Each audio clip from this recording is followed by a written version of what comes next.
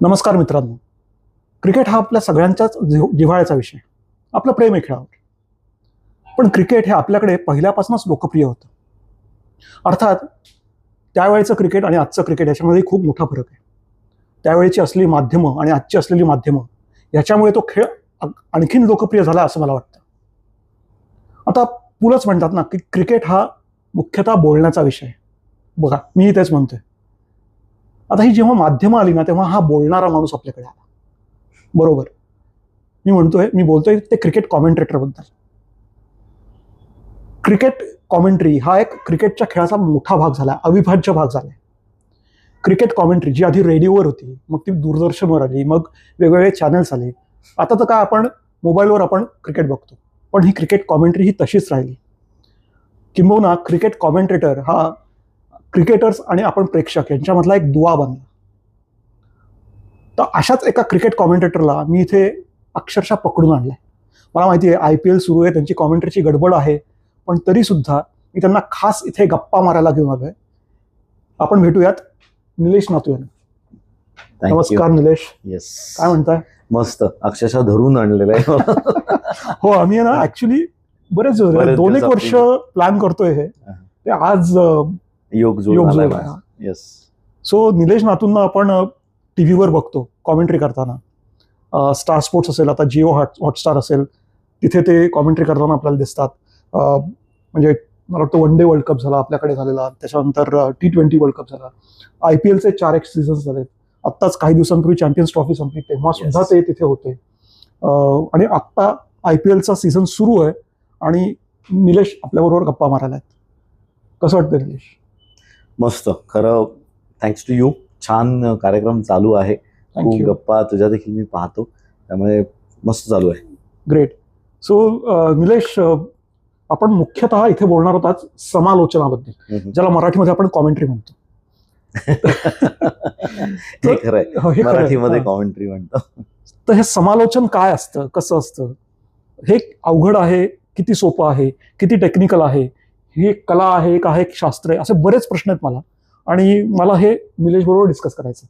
पण त्याच्या आधी निलेश, मला एक छोटीशी गिफ्ट द्यायची तुम्हाला. हो. हा आपला क्रिक कथाचा दिवाळी अंक 2024चा. बघा, वाचा, कसा वाटतोय. मी नेहमी पाहत असतो आणि नेहमी वाचत असतो. क्रिक कथा अगदी थोडं जवळ आहे इकडे. क्रिकेट आहे. तुम्ही पहा, तुम्ही वाचा आणि फॉलो करा क्रिक कथाला. हे जरा जास्त व्हायरल करा वाक्य. नाही, thanks. Okay, great. So Nilesh, to start, cricket commentator म्हणून तुमची ओळख आहे, पण त्याच्याही पूर्वीचं मला थोडंसं बोलायचं आहे. क्रिकेटकडे तुम्ही कसे बघाल, किंवा तुमची बॅकग्राऊंड थोडी आम्हाला सांगा. बॅकग्राऊंड सांगायची झाली तर मी पुण्यातलाच, प्रॉपर पुण्यामध्येच लहानाचा मोठा झालो. पहिले अपटे रोडला राहिलो होतो, त्याच्यानंतर सिंहगड रोड शिफ्ट, त्यानंतर आता कर्वेनगर. म्हणजे पुणेकरांचा एक प्रवास असतो तसाच काहीसा माझाही झाला होता. तर खरं बघायला गेलं तर मी क्रिकेट पहिल्यापासून खेळत नव्हतो. मी 10वी मध्ये क्रिकेट सुरू केलं, खूप उशिरा सुरू केलं मी क्रिकेट. त्यानंतर मी डेक्कन जिमखानाचा मेंबर होतो. डेक्कन जिमखान्यामध्ये खूप सारं माझं क्रिकेट खेळलो. म्हणजे जिथे आपण क्लब लेवल क्रिकेट म्हणतो किंवा एज ग्रुप म्हणतो, तसं मी क्रिकेट खेळलो. त्यानंतर मी भरपूर शिकलो आहे. भरपूर इन द सेन्स आताच्या लोकांसाठी कमी असेल, पण माझ्या स्वतःसाठी तेव्हाच्या वेळेस शालेय शिक्षण. शालेय शिक्षण झाल्यानंतर मी 3 वर्षाचा डिप्लोमा, 2 वर्षाची डिग्री, ऑटोमोबाईल इंजिनिअरिंगचं डिग्री होल्डर मी झालो. ग्रेट. आणि 10वी नंतर क्रिकेट सुरू केलं, त्यामुळे थोडंसं उशिरा मी क्रिकेटमध्ये आलो. त्यामुळे नंतर 10वी नंतर लगेच मी डिप्लोमाला ॲडमिशन घेतली. त्यामुळे क्रिकेट थोडंसं तिथनं बाजूलाच राहिलं माझं. पण जसं कॉलेज चालू असताना मी कॉलेजकडनं खेळत होतो, PDCA वगैरे आपण खेळतो त्याप्रमाणे. त्याचबरोबर मी डेक्कन जिमखान्यामध्ये अंडर-19 साठी वगैरे सुद्धा करतो. कीपर बॅटर होतो मी. तर मारवर आमचे मंगेश भुसकुटे, दी ग्रेट मंगेश मारवर होता त्यावेळेस. कारण ओपन सिनियरमध्ये तो असायचा किपिंगला, ज्युनियरमध्ये मी करायचो. म्हणजे आम्ही बुधवार, गुरुवार आणि शनिवार, रविवार असं वाटून घेतलं होतं. कारण बुधवार, गुरुवार अंडर-19च्या इन्व्हिटेशन असायच्या आणि शनिवार, रविवार विकेंड्सला सिनियरच्या इन्व्हिटेशन असायच्या. तर त्यानंतर माझा अभ्यास वगैरे झाल्यानंतर मी नैरोबीला शिफ्ट झालो. माझी बहीण तिकडे होती. तर तिने मला बोलवलं. आम्ही तिथे निसानची सब डीलरशिप होती आमची, मी चालवत होतो. म्हणजे ऑटोमोबाईल इंजिनिअरिंग झाल्यानंतर लगेच मी काही 1-2-4 महिने इथे काम केलं आणि लगेच मी नैरोबीला शिफ्ट झालो. अगदीच यंग एज मध्ये. मी त्यावेळेस 19 होतो. म्हणजे अंडर-19ची इन्व्हिटेशन मी खेळत होतो इथे, आणि त्यात ब्रेक पडला माझा. त्यामुळे थोडंसं माझं महाराष्ट्रातलं क्रिकेट MCAचं क्रिकेट थोडंसं पॉज झालं. नैरोबीला मी गेलो तिथे खूप क्रिकेट खेळलो. बर. तिथे संदीप पाटील सर माझे कोच होते. अरे वा. स्टीव्ह पिकोलो माझा कॅप्टन होता. अरे हे इंटरेस्टिंग आहे बरं का. म्हणजे कारण केनियाची टीम त्यावेळेची चांगली होती मला आठवतंय. खूप चांगले मेहनत खूप करत होते ते लोक. नैरोबी जिमखाना आमची प्रॅक्टिस असायची. सँडी भाई तिथे असायचे कोच त्यावेळेस. खरं आत्ता मी सँडी भाईंबरोबर ज्यावेळेस कॉमेंट्री करतो त्यावेळेस त्यांना जुने किस्से सांगत असतो. त्यामुळे आम्ही खूप चिल करत असतो दोघं जण. नैरोबीतले एक वेगळे आपण येऊ त्या गोष्टींकडे येऊ. पण तिथे थोडंसं मग मी क्रिकेट खेळलो. त्यानंतर थोडे वर्ष तिथे होतो मी. ते संपून परत मी इंडियात आलो. मग इंडियात आल्यानंतर माझं स्वतःचा मारुती ओतोरे सर्व्हिस स्टेशन ज्याला म्हणतात मास म्हणतो आम्ही MASS, ते चालू केलं मी. ते चालू करून 25-1 वर्ष मी ते चालवलं. पण नंतर माझा एक मोठा ऍक्सिडेंट झाला. म्हणजे इथे तुम्हाला दिसू सुद्धा शकेल अजून एक मेजर ऍक्सिडेंट झाला होता. माझ्या होंडा सिटीवरती ट्रक चढला होता. म्हणजे मी खरं गेलोच होतो पण तुमच्यासारख्या मित्रांमुळे कारण 19 तास मी बेशुद्ध होता. आणि संगमनेरच्या जवळ ऍक्सिडेंट झाला होता. तिथे माझ्या मित्रांनी खूप मदत मला केली त्यावेळेस. त्यांना म्हणूनच मी आज आहे तुमच्याशी बोलू शकतोय. त्यावेळेस मग मी ऑटोमोबाईल इंडस्ट्री माझी पूर्णतः बंद केली. त्यानंतर एक कंपनी चालू केली जी की इव्हेंट कंपनी होती. त्याच दरम्यान कोविड आला. कोविड ज्यावेळेस आला त्या अख्खं जग बंद होतं. कोणालाच काहीच कामं करत नव्हतं. तर तेव्हापासनं खरं माझं हे पॅशन एक तयार झालं होतं.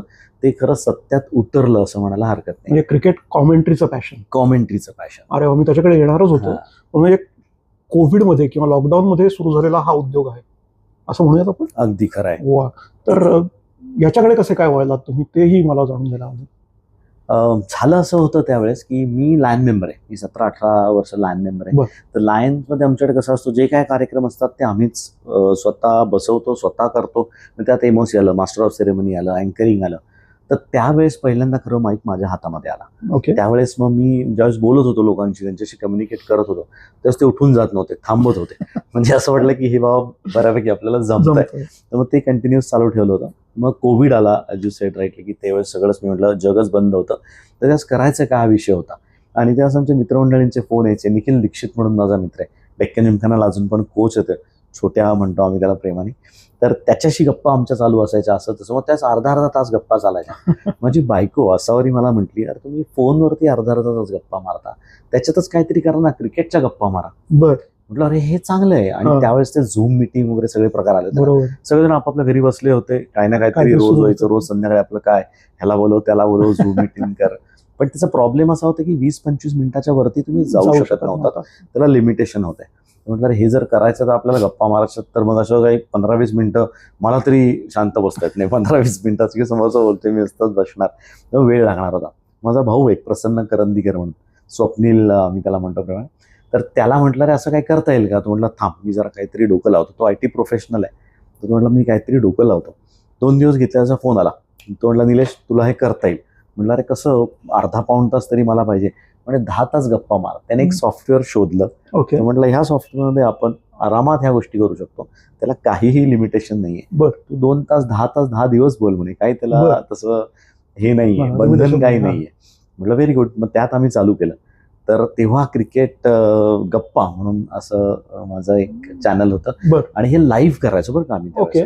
त्यावेळेस रेकॉर्डिंग वगैरे पॉडकास्ट हे तर नाव देखील कोणाला माहित नव्हतं. आता ही सगळी सिस्टीम खरं आपली चालू झाली. पण तो त्यावेळेसचा पॉडकास्ट लाईव्ह असायचा. आणि त्यावेळेस रेकॉर्ड करून ठेवायचं, मग कधीतरी टाकायचं, असा प्रकारच नव्हता. कारण सगळेजण घरी होते, वेळ खूप होता. आणि तेव्हा FB लाईव्ह करायचो आम्ही. आणि माझे FBला त्यावेळेस साधारण 1000-1200 वगैरे मित्र होते. जास्त असं नव्हतं काही विशेष FB वरती.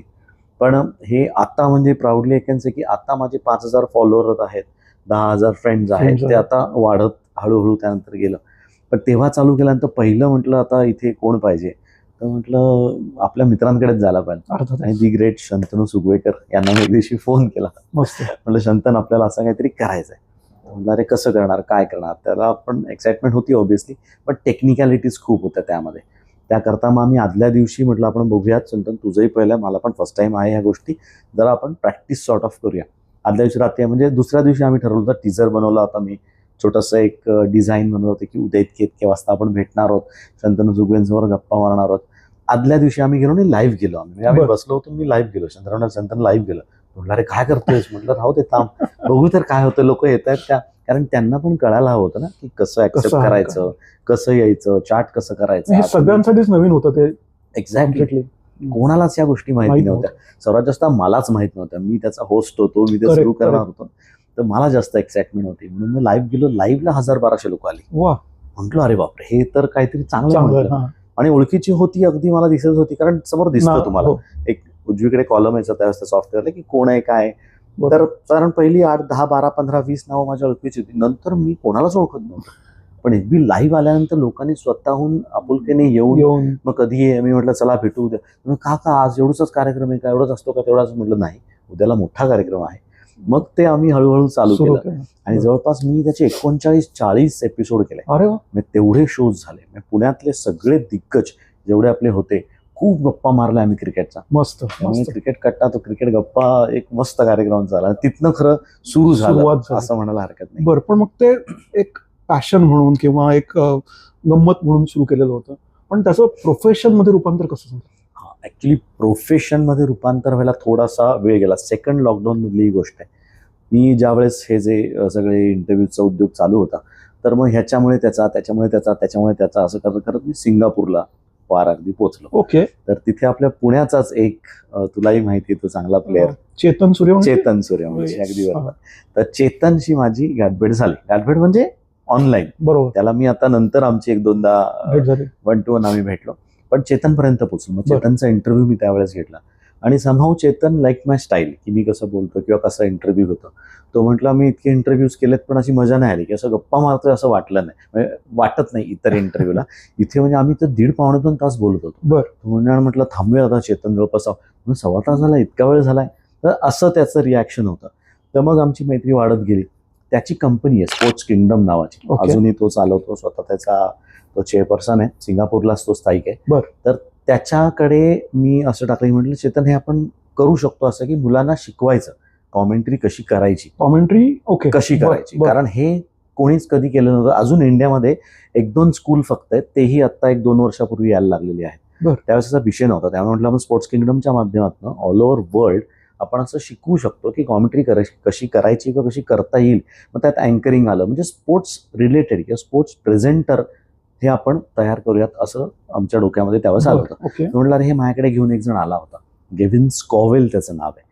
आणि आजकाल जर तुम्ही ICCच्या जेवढ्या टुर्नामेंट बघता, सेमीफायनल फायनल गेव्हिन स्कॉवेलकडे असते. गेव्हिन स्कॉवेल हा स्वतः डिरेक्टर आहे.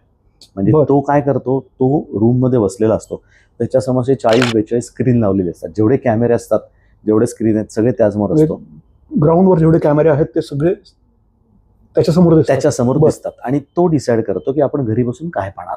अच्छा, म्हणजे 1 नंबरचा कॅमेरा पाहणार का, 42 पाहणार का, 26 पाहणार का, 28 पाहणार, हे तर तो डिसाईड करतो. बरं. त्यामुळे आपला तो सिक्वेन्स जो दिसतोय आपल्याला, किंवा आपल्याला आज एवढी चांगली मॅच आपण पाहतो की कव्हर ड्राईव्ह मारल्यानंतर दुसऱ्या कॅमेराच्या अँगलनी कव्हर ड्राईव्हच दिसतो तुम्हाला. करेक्ट. जर तो तिकडच्या चुकीच्या कॅमेराचा अँगल आला तर तुम्ही म्हणाला इथे आता उजवीकडे होता, डावीकडे कुठून आला. बरोबर. त्यामुळे सगळं गणित सांभाळायला लागतं. ते गेव्हिन स्कॉवेल सांभाळतो. ओके. आणि गेव्हिन हे लोकांना शिकवत होता. तो UK बेस्ड आहे. बरं. लंडनमध्ये अजून स्थायिक आहे, तो तिथेच राहतो. तर त्याच्याशी मग आम्ही चर्चा केली. त्यांनी पहिले मला शिकवलं. माझ्यावर अजून एक 5-6 लोक आम्ही जगभरात होतो. काही सिंगापूरचे होतो, काही श्रीलंकेतले होतो, इंडियामधले आम्ही 2 जण होतो. तर आम्हाला त्यांनी शिकवलं पहिल्यांदा की कॉमेंट्री कशा पद्धतीने केली जाते. बरं. आणि मी तर सजेस्ट करेन की हे खूप टेक्निकल गोष्ट आहे, शिकावी लोकांनी. म्हणजे मी इथे 1 सेकंदासाठी थांबवतो की कॉमेंट्री हे शास्त्र आहे का ही कला आहे? म्हणजे is it art or is it science? तसं बघायला गेलं तर मी म्हणेन हे कलाशास्त्र आहे. बरं.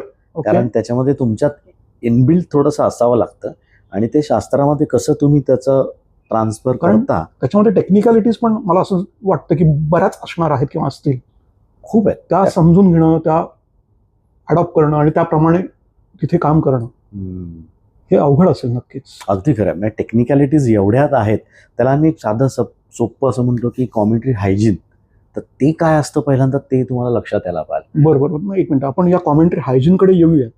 But please continue with your story. स्टोरीकडे पुन्हा एकदा येऊया. बरोबर. मग गेव्हिनची आमची चर्चा झाली. मग गेव्हिननी आमचे क्लासेस घ्यायला सुरुवात केली.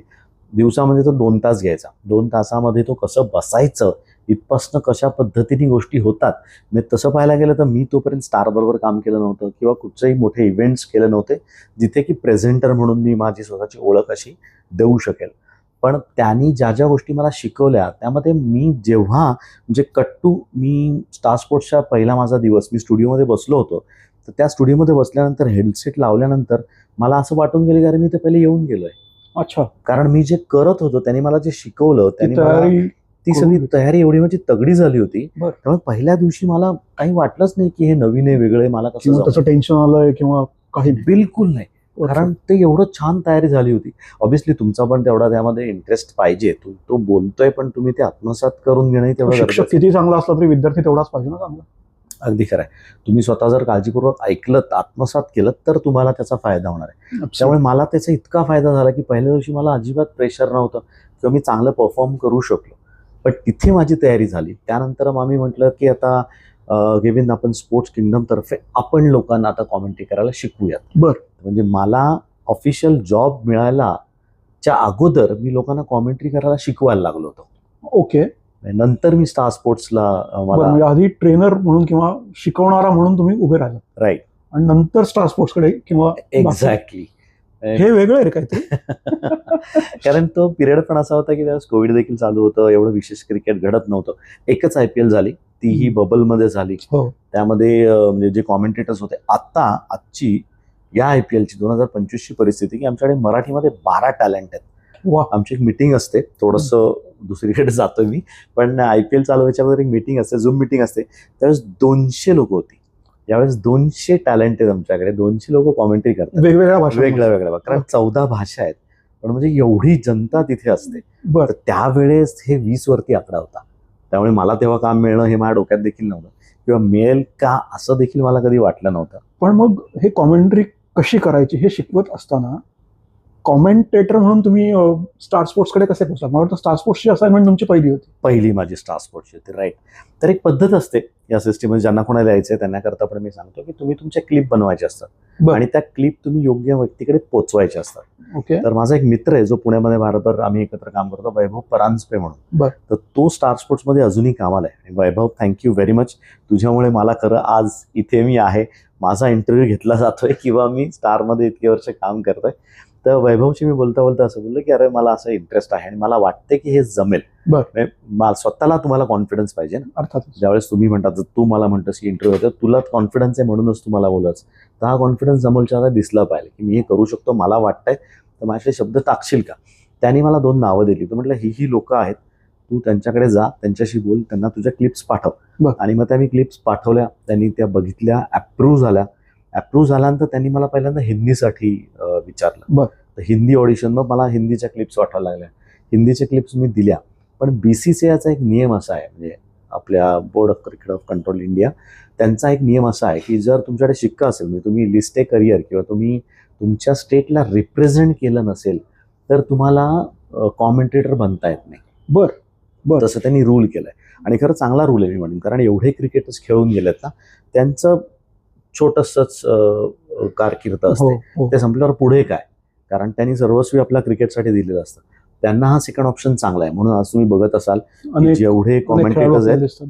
पण याच्यामध्ये क्रिकेट न खेळलेले किंवा एका सर्टन लेवल नंतर क्रिकेट सोडलेले, काही कारणाने, चांगल्या वाईट काही असते, असे पण अनेक लोक आहेत की जे कॉमेंटेटर म्हणून सुद्धा त्यांनी चांगलं काम करतात किंवा केलंय किंवा आहेत असे लोक खूप कमी आहेत. म्हणजे जर इकडे मी जसं म्हटलं आता 200चा आकडा आहे, त्या 200च्या आकड्यामध्ये 180 प्लेयर्स आहेत. आणि 20 माझ्यासारखी लोक आहेत जी आम्ही फर्स्ट क्लास खेळलो नाहीये किंवा आम्ही स्टेट रिप्रेझेंट नाही केलंय. आणि ते फक्त ओनली ऑन युअर टॅलेंट, तुमच्या टॅलेंटच्या बेसिसवरतीच तुम्हाला ते पिक करतात. पण ही तफावत खूप आहे. मोठी. 180 आणि 20 हा जे अंतर आहे, त्याकरता थोडं मेहनत जास्त लागते आपल्याला.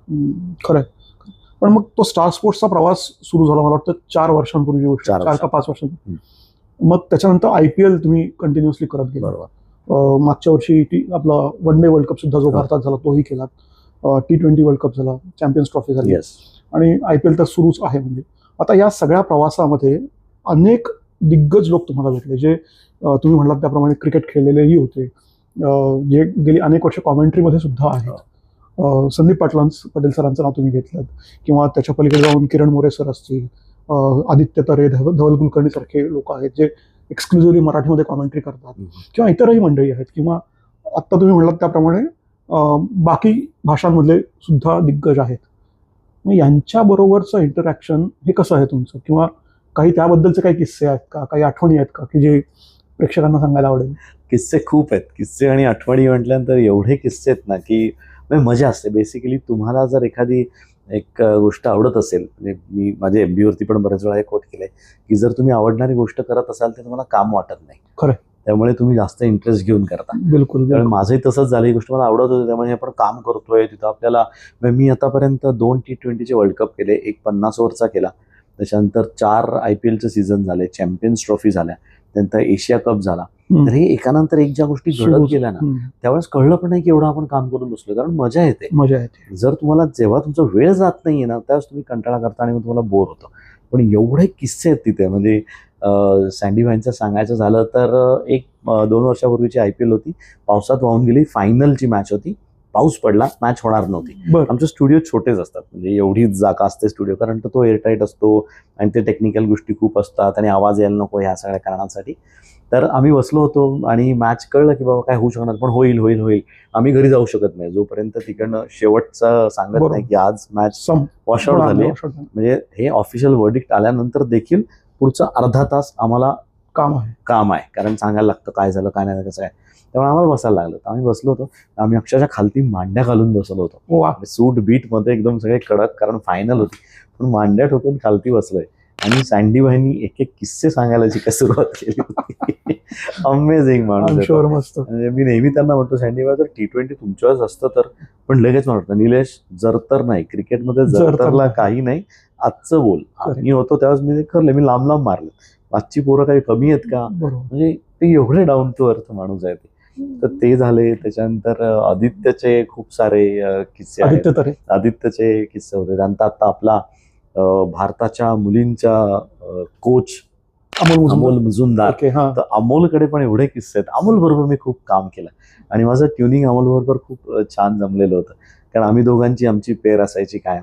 त्यामुळे अमोलच्याकडचे पण किस्से, क्रिकेटच्या बाबतीतले किस्से, म्हणजे त्यांनी काय काय खेळलंय, किती खेळलंय, अमेझिंग किस्से होते. पण त्याचबरोबर बाकी पण दिग्गज आहेत, म्हणजे मला वाटतं सुनील गावस्कर आहेत किंवा नवजोत सिंग सिद्धू आहेत, वीरेंद्र सहवाग बरोबरचा तुमचा, सुरेश रैना बरोबरचा फोटो. हे वेगवेगळ्या भाषांमध्ये कॉमेंट्री करतात, इंग्लिशमध्ये, हिंदीमध्ये, बाकी पण लँग्वेजेसमध्ये. यांच्याबरोबरचे काही आठवणी, काही किस्से, एखादा जर आपण ना एक काम करूया, इथे हा एक किस्सा घेऊन आपण थांबूयात, थोडासा एक छोटा ब्रेक घेऊ आणि मग परत आपण पुढच्या भागामध्ये काही वेगळ्या गोष्टी मला निलेशला विचारायच्या आहेत. अगदी खरं. एक जाता आता एक फॅन मुवमेंट माझी सांगतो. फॅन मुवमेंट आपण बरेच वेळा बोलतो. माझ्याकडे माझं पहिलं IPL होतं, पहिला दुसराच दिवस होता माझा, आणि आमचे स्टिंग ठरले असते, म्हणजे 5-5 ओव्हर तुम्हाला शेड्यूल दिलेले असतात, की ह्या 5 मग 5 मग 5 मग 5 असं 20 ओव्हर असे 5-5 ओव्हर्स वाटून दिलेले असतात. तर नशिबाने माझी आणि सनी सरांची स्टिंग सेम होती, म्हणजे त्यांच्या सुनील गावस्कर सरांची.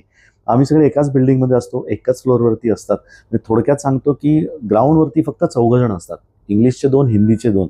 बाकी तुम्ही जेवढ्या लोकांना बघता सगळे बिल्डिंगमध्ये स्टुडिओमध्ये असतात. जे की मुंबईला लोअर परेलला ती जागा आहे, तिथे स्टुडिओमधनं हे काम होतं कॉमेंटेटरचं.